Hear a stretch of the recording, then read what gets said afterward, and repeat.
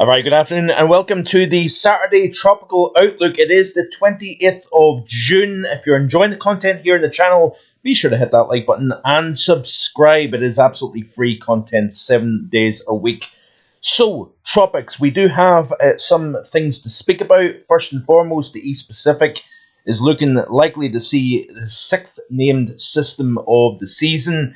You have to go all the way out to August for traditionally seeing the first 6 systems. So, it has been a very fast start to the East Pacific season. More conducive atmosphere, very warm water temperatures compared to average has made this an incubation region for cyclogenesis this season so far. And this will become likely Tropical Storm Flossi, located a few hundred miles to the southwest of Mexico, and this will continue to drift northwestwards here, generating some showers and thunderstorms along the west coast of Mexico. But also we have got interesting things going on within the Atlantic. There is a very small possibility of development. We only have a 50-50 chance over the next 7 days of development within the Bay of Campeche.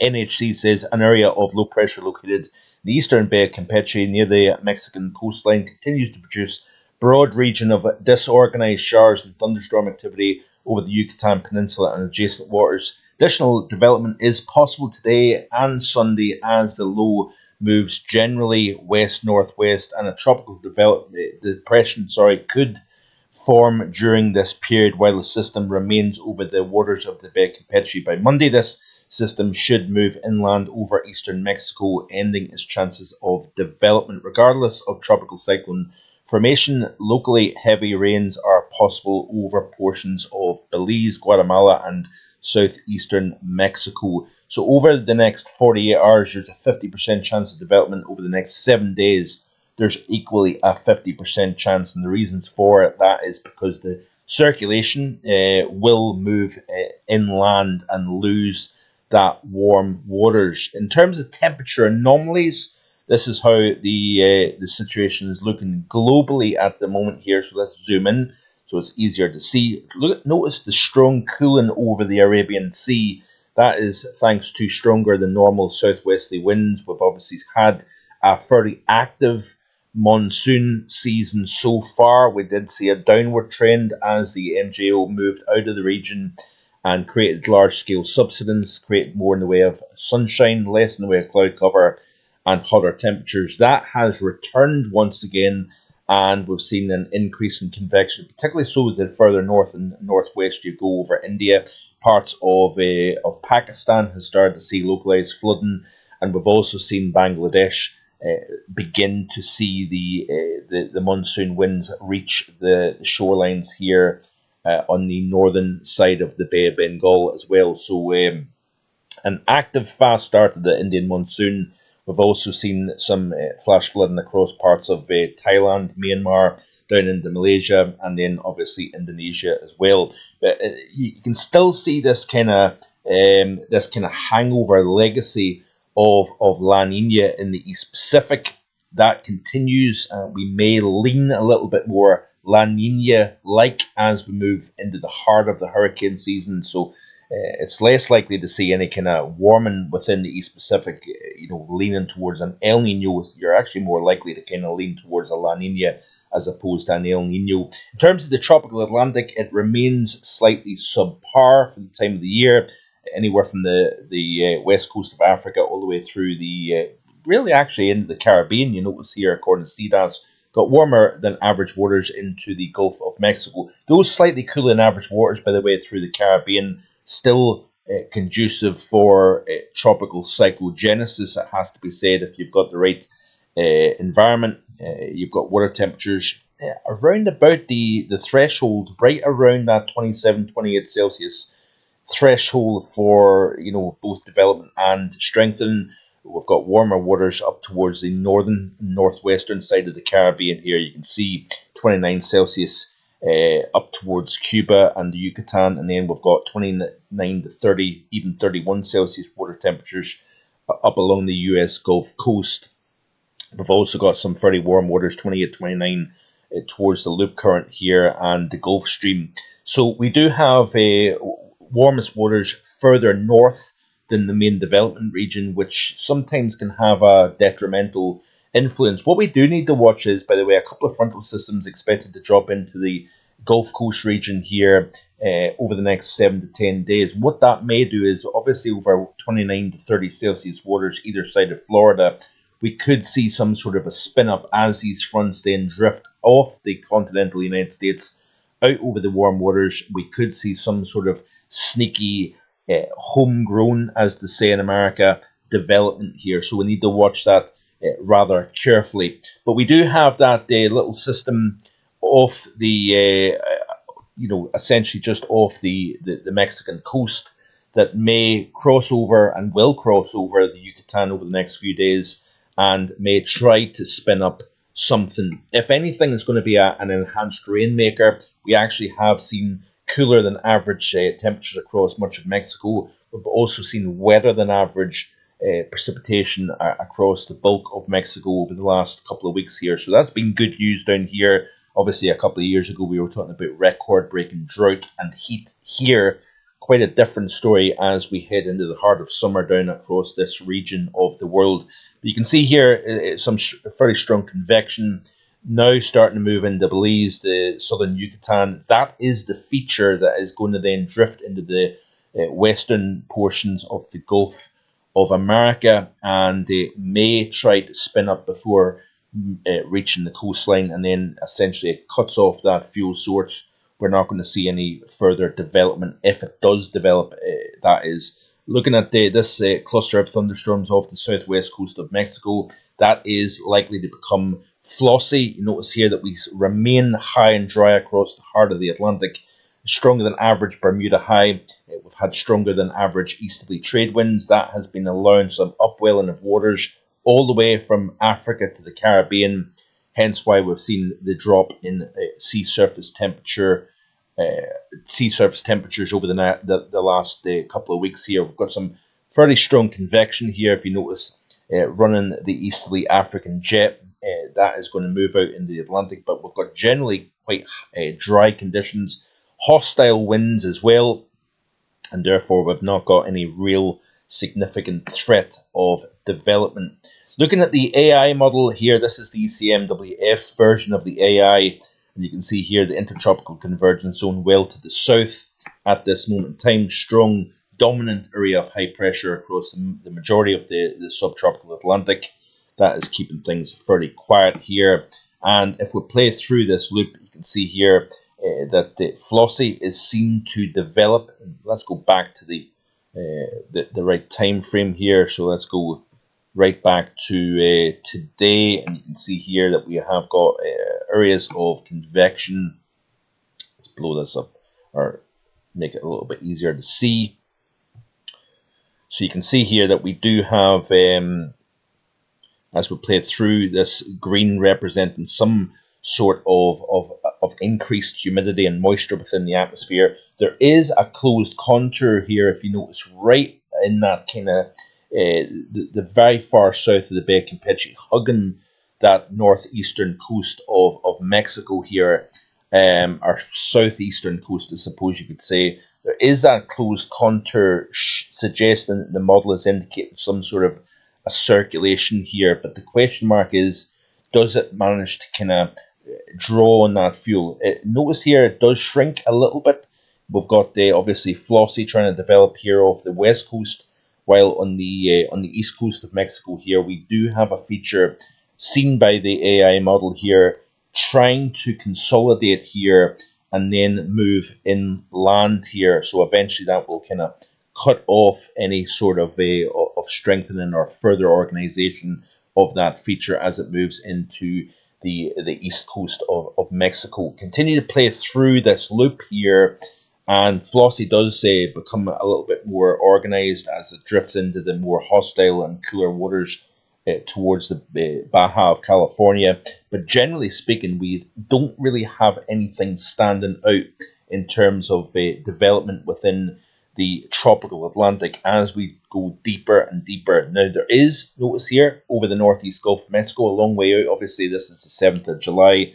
there is a possibility of something shown on this model trying to develop here, and that would be as a consequence of the play back through the loop. And you can see here that we do have frontal systems that are dropping south here. This line of green represents a frontal zone driving southwards. And remember, there was water temperatures 29, 31 Celsius. As that feature then drops south, it looks as if the AI model is trying to develop a circulation here over the northeastern Gulf of Mexico. And that is something to watch. That would be towards next weekend. So we're still a long way out here. But nevertheless, there is something to kind of watch out and pay attention to here. In terms of shear, we do have some fairly hostile winds. Let's go back again to the current period and see what it's showing. So we've got some fairly brisk winds blowing out of the west in the upper levels. So this is generally the 200 to 850 millibar level within the atmosphere. And you can see here these strong westerly winds blowing through the Caribbean and across the tropical Atlantic. Now remember, we do have that feature that is expected to drift across the Yucatan over the next 24 hours or so here. We have got some fairly strong winds blowing out of the far north of Mexico, out over the Gulf, into the Caribbean, but there's a small window of reduced shear in this pocket where that feature is trying to develop here, so that the winds are fairly hostile just in the northern flank of that circulation. And you can see here fairly strong out of the northwest over the Caribbean itself. As we continue to play through this, watching that frontal boundary, these winds represented that frontal boundary drifting south. And then at the tail of the boundary here, you can see these winds coming in from a southwesterly direction here. On the tail of that, we've got this possible environment that would be conducive, warm enough water temperatures at the below, and then we've got fairly relaxed winds. That is obviously a change in wind direction and speed with height. That is what shear is. You can see here that we've got a little area of upper level divergence in the tail of that frontal boundary here that may try to allow that system to develop. Let's have a quick look, in fact, at the GFS model here and see if it's seeing anything of note. So let's go back to the precipitation mean sea level pressure chart. We'll go back to the current period. Is it trying to develop Barry? It would be if it does happen to develop here. Let's play through. You can see here it's not really showing anything particularly close. We've got Flossi that is developing here. We've actually got pressure down in 974 millibars off the GFS model, hugging the Mexican coast. So we do need to watch this feature in terms of impacts to the west coast of Mexico, and then, of course, enhanced rainfall. Continue to play through. Dominant area of high pressure over the subtropical Atlantic. Continue to play through. We've got that frontal system exiting the southeast of the United States. Is the GFS trying to develop something that is actually seeing something forming here over the northeastern Gulf? 1010 millibar low. Does it become a closed circulation? That is the question mark here. But you can see the pressure is dropping. Obviously, this far out, you're talking a week, even beyond that. But it's interesting, nevertheless. ECMWF AI model, the GFS model, and other models are trying to see some sort of development over the northeastern Gulf towards next weekend here. Another reason to back this up, that this would potentially make some sense, is the MJO. At the moment, yes, it's over the Central and West Pacific. We've got large-scale subsidence over the Atlantic. But as we play through this loop, you can actually see an area of upward motion, upper-level divergence showing up over Mexico. And then as we move even into the early portions of July here, so Thursday, this upcoming week, we've actually got an area of more conducive upward motion here, East Pacific, and also into the Gulf as well. So with that frontal system drifting south, a more active upward motion pulse moving into the East Pacific and Western Atlantic Basin, this may provide an opportunity for development here. So this is something worth keeping an eye on.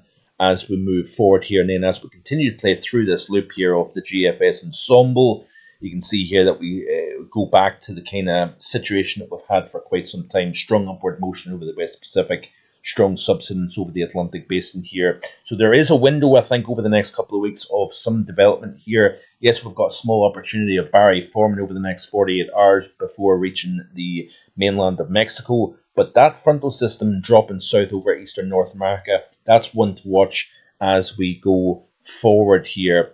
Let me just finally look and see with regards to the Indian monsoon, because this is something that I want to keep a close attention on during the course of this summer season. This is a tweet here by Gokul on the 23rd of June, showing that the monsoon trough to establish completely over the northwestern part of India within the next 72 to 96 hours. So let's have a quick look at this here then. Observations over the past 1 week have been indicating the establishment of the monsoon trough, a dynamic low over parts of the IGP and the neighbourhood region, leaving far northwestern parts of India. Anticyclonic vorticity, we've obviously had quite a strong Somali jet. We've had a lot of lower pressure over India for quite early on in the monsoon season, and this has led to increased rainfall here. We've definitely got off to a surplus in terms of this is quite a complicated and dynamic analysis here. So in fact, what I will do is let's have a very quick look at the precipitation anomalies, and we'll end with this. Let's have a look at the Indian subcontinent in terms of rainfall. So let me just find it. Here we go. This is for India. Let's have a look at the precipitation of the GFS. So this is the next 246 hours. Very significant rainfall along the west coast, bumping into the Western Ghats. We've got very heavy rainfall, notice here, in the Myanmar, Bangladesh, northeast India, the foothills of the Himalayas, even extending up into the northwest of India and Pakistan. We've been seeing some very significant rainfall. But let's have a look at the precipitation anomaly over the next 7 days.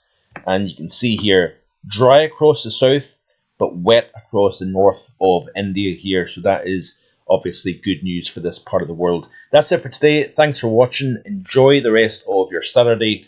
And join me tomorrow, 4 p.m. as usual, live stream. We'll look at the July outlook as well as the global picture as well. So I hope you can join me for that. There will be a link left in the description below today's video. Enjoy the rest of your Saturday. Take care and protect yourself if you're in that strong sunshine.